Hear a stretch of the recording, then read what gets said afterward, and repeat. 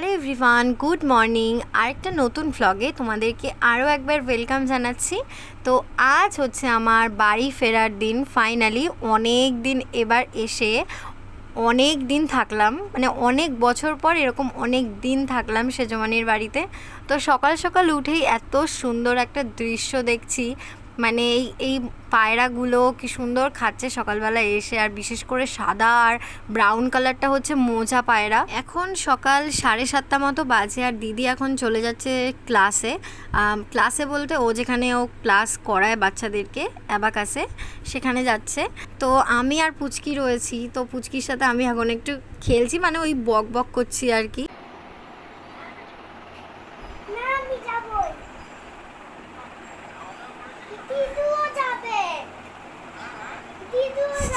ও এখন দাদা ভাইকে ফোন করে বলছে যে ও আমার সাথে এখন আমাদের বাড়িতে যাবে, মানে ওকে একটু স্ক্যাম করা হয়ে গেছে ওর সাথে।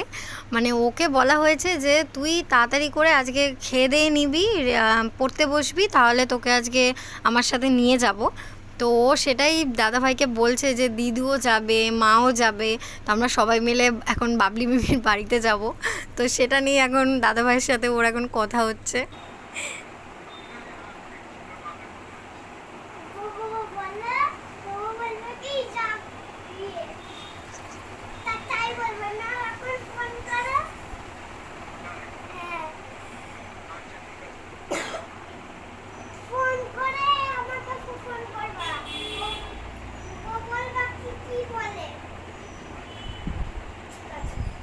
ও বেচারা তো জানেও না যে ওর সাথে এখন স্ক্যাম হয়ে গেল একটা বিশাল বড়।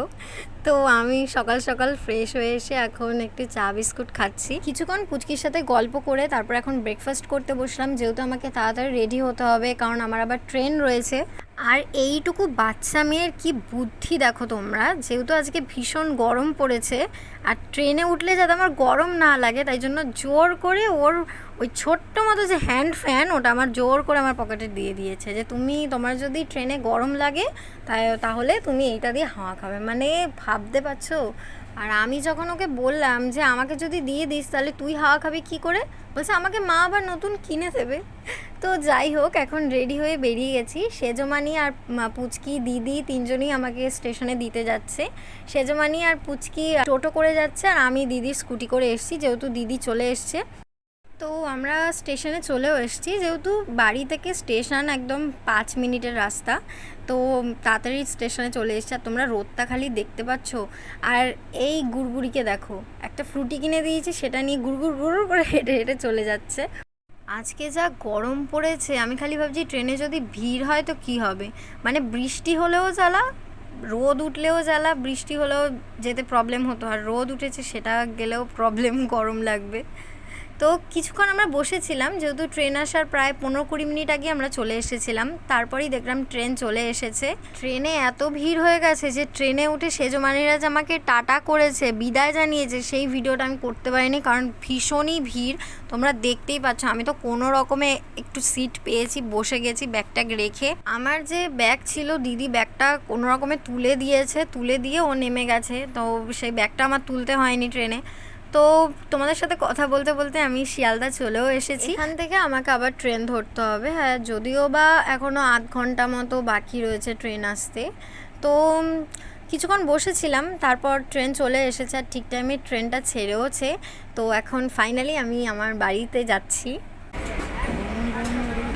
কোন